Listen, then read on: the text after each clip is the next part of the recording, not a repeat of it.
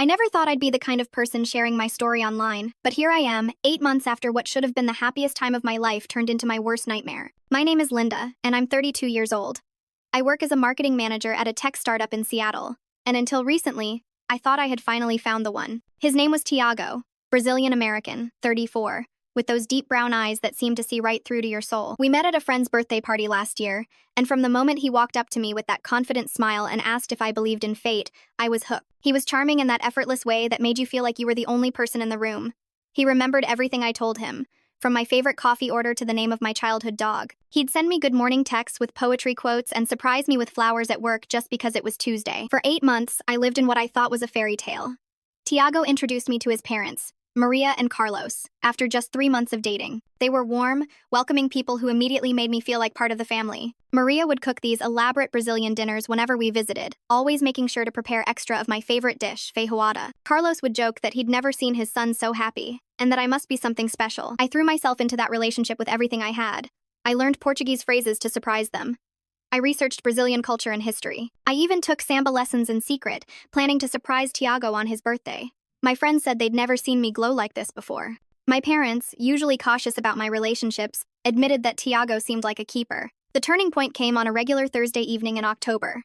Tiago had been staying at my apartment more frequently, and I'd given him a key 2 weeks prior. That particular day, I'd left work early with a migraine and decided to rest in my bedroom with the lights off. Tiago wasn't supposed to be over until later that evening, but I heard the front door open around 4:30. I was about to call out to him when I heard another voice. It was his mother, Maria. Then Carlos. They must have come to visit, I thought, and Tiago was showing them around my place.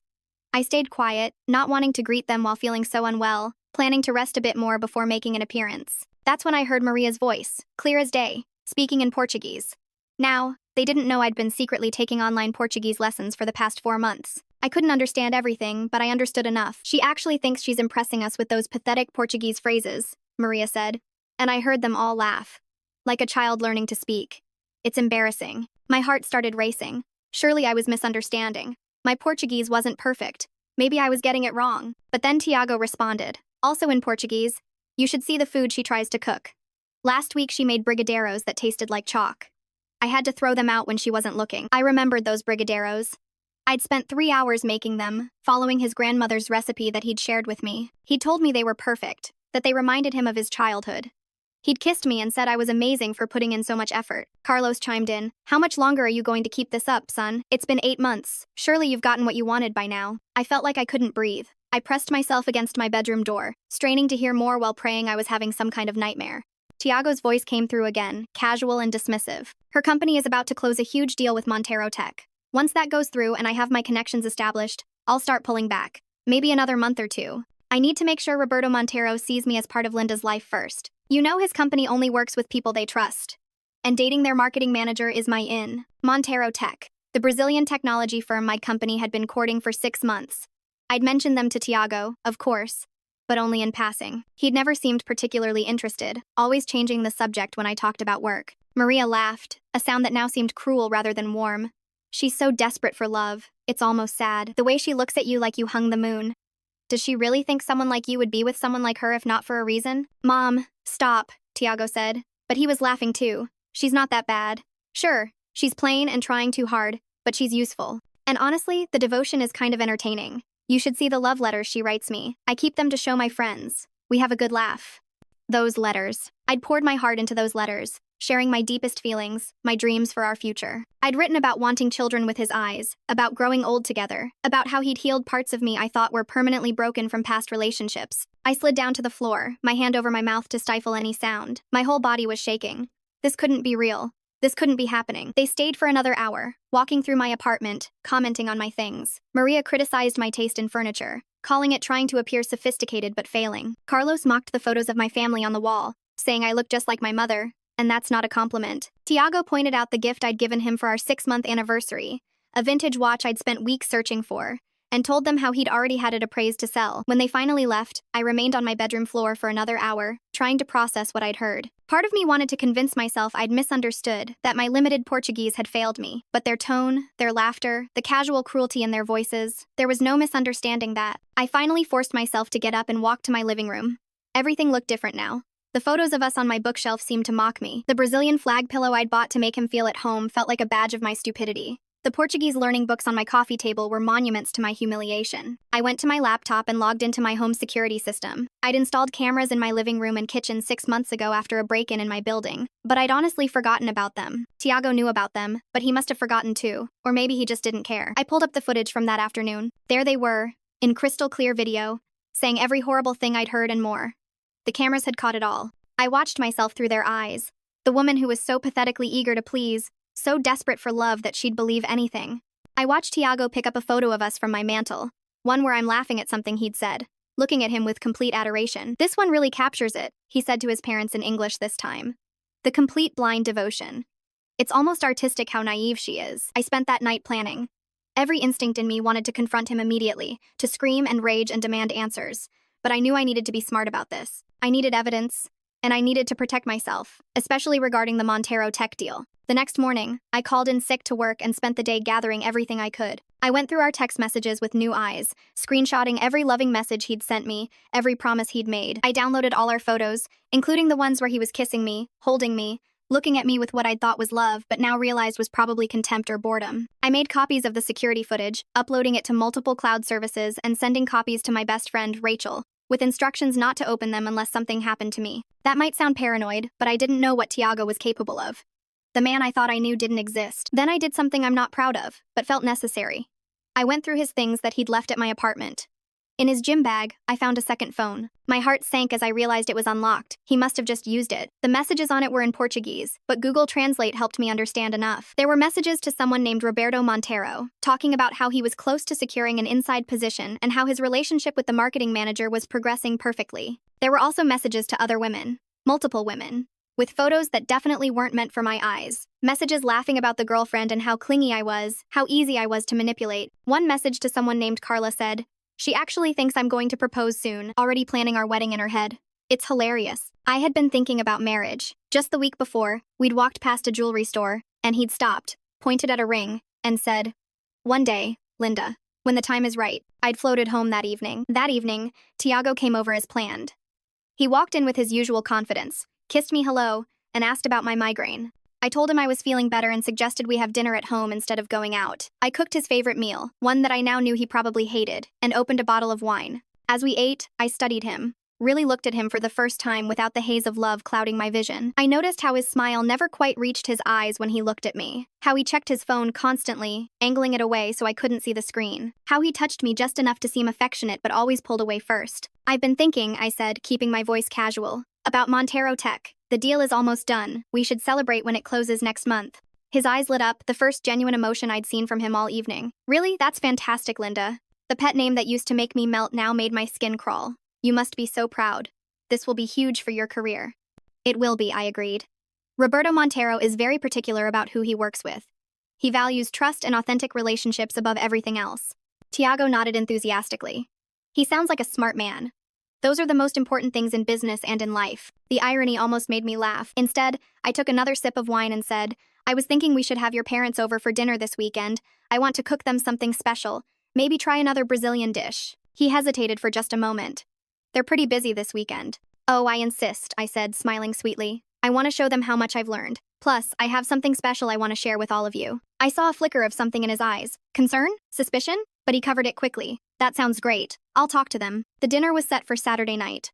I spent the day preparing, but not in the way they expected. I cooked an elaborate Brazilian meal, this time following recipes from actual Brazilian food blogs rather than the family recipes Tiago had given me, which I now suspected were deliberately wrong. I set the table with my best china, lit candles, and created the perfect ambiance. I also set up my laptop in the kitchen, queued up to the security footage, and placed printed screenshots of Tiago's messages in a folder under my placemat. They arrived at 7, Maria carrying a dessert that she made sure to mention was authentic, not like what Americans think Brazilian dessert is. Carlos brought wine, examining my apartment with that same critical eye I'd seen in the footage. Tiago seemed nervous, probably because I'd been extra affectionate all day, telling him how excited I was about tonight. We sat down to dinner, and Maria actually looked surprised when she tasted the food.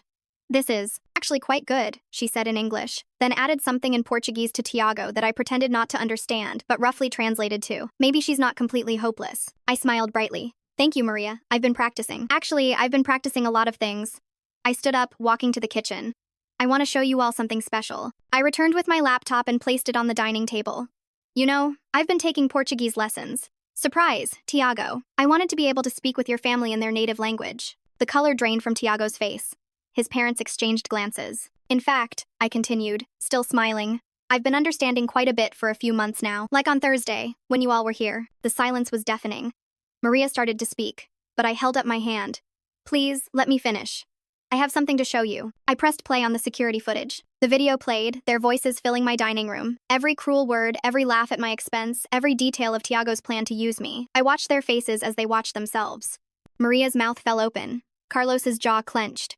Tiago stood up, reaching for the laptop, but I pulled it away. Sit down, I said, my voice steady despite my racing heart. We're not done. I pulled out the folder with the screenshots. These are your messages, Tiago. To Roberto Montero. To Carla. To all the others.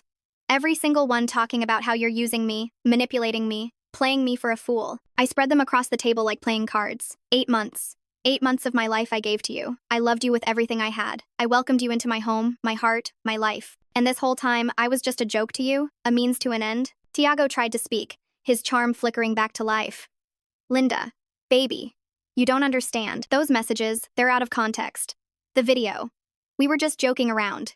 You know how families are. Stop, I said. Just stop. Do you think I'm still that naive woman you've been laughing at? The pathetic, desperate girl who would believe anything? Maria suddenly stood up. We should go. Yes, you should. I agreed. But first, you should know that I've already sent all of this to Roberto Montero. Every screenshot, the full video, everything. I also included a detailed timeline of how Tiago targeted me specifically to get access to the deal. Roberto values trust and authentic relationships, remember? I wonder how he'll feel about someone who constructs elaborate lies to infiltrate business deals. Tiago's face went from pale to red. You couldn't. That's corporate sabotage. No, I said calmly. That's protecting my company from someone who would use personal relationships to manipulate business deals. That's called integrity. What happened next, I didn't expect. Tiago lunged across the table, grabbing for the laptop and papers. His hand caught my wrist, twisting it hard enough to make me cry out. Carlos tried to pull him back while Maria screamed at him in Portuguese. I yanked away, the laptop crashing to the floor. You've ruined everything, Tiago shouted. His mask completely gone now. The charming, loving boyfriend was replaced by someone I'd never seen before. Face twisted with rage, eyes wild with desperation. Do you have any idea what you've done? This deal was my future. My company is failing, and this was my chance to save it. Company? He'd told me he was a consultant, working independently. Another lie in an ocean of them. Your company? I asked, backing away as he advanced. What company? Maria stepped between us. Tiago, enough. We're leaving. Now, but he pushed past her, grabbing my shoulders. You're going to fix this. You're going to call Montero and tell him it was all a misunderstanding. You're going to. The front door burst open. Rachel stood there with my father and 2 police officers.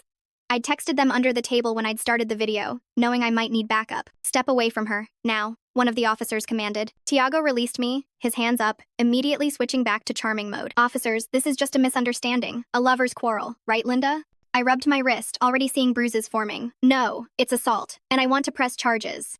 The next hour was a blur. Statements were given, Tiago was arrested, and his parents left in disgrace after Maria hissed at me that I'd ruined a good man. The officers took photos of my injuries and collected the evidence I'd gathered. Rachel held me as I finally let myself cry. 8 months of love and 3 days of strength crumbling at once. It's been 2 months since that dinner. The legal proceedings are ongoing. Tiago was charged with assault and attempted corporate espionage. Roberto Montero personally called to thank me for my honesty and integrity. The deal went through, and I received a promotion for protecting the company's interests. It turns out Tiago's company was a failed startup that had been hemorrhaging money, and he'd been desperately trying to secure partnerships through deception at multiple firms. The hardest part wasn't the legal battles or the professional fallout, it was the emotional aftermath. I questioned everything about myself. How had I not seen it? How had I been so blind? I started therapy, working through not just the betrayal, but also why I'd been so eager to ignore red flags. There had been signs, the way he'd deflect questions about his work, how he'd always insist on coming to my place instead of his, the subtle put-downs disguised as jokes that I'd dismissed. My therapist helped me understand that being trusting isn't a weakness. Tiago and his family were the ones who chose to be cruel, who chose deception and manipulation. My capacity to love openly and fully isn't something to be ashamed of, it's something they tried to exploit but failed to destroy. I've changed my locks, obviously. I've also kept the security cameras, though now they feel less like paranoia and more like wisdom. Rachel says I'm different now, not harder but sharper, more aware. I've started dating again. Slowly, carefully, but with my eyes open this time. Last week, I received a letter from Tiago through his lawyer. He wanted to apologize, to explain, to ask for forgiveness. I threw it away unopened. Some stories don't deserve an epilogue. I still have the Portuguese learning books. I've kept studying the language because I genuinely fell in love with it, separate from him. Maria was wrong. My pronunciation is actually quite good now. Last month, I used it to help a lost Brazilian tourist find their hotel. They complimented my accent and asked where I'd learned. I told them it was a long story, but that sometimes the worst experiences teach us the most valuable lessons. The love letters I'd written to Tiago, the ones he'd shared with his friends for laughs, I heard through mutual acquaintances that they were used as evidence in court to show the depth of deception, how genuine my feelings were versus his calculated responses. Those words I'd thought were wasted on him became part of what protected me and others from him in the future. I'm sharing this story because I know there are others out there who've been where I was, blindsided by someone they trusted, humiliated by people they welcomed into their lives, used by those who claimed to love them. You're not stupid. You're not pathetic. You're not weak. You loved genuinely in a world where some people see that as an opportunity to exploit. But here's what I learned. Their cruelty doesn't diminish your capacity to love. Their deception doesn't make your trust foolish. Their manipulation doesn't make your kindness a weakness. I'm still Linda. I'm still 32. I still work at that tech startup, though now as senior director of marketing. I still believe in love, though now I also believe in verification. And sometimes, late at night, I think about that woman crying on her bedroom floor, thinking her world had ended, not knowing she was actually about to reclaim it. She was never pathetic. She was never desperate. She was brave enough to love completely, and she was smart enough to know when to stop.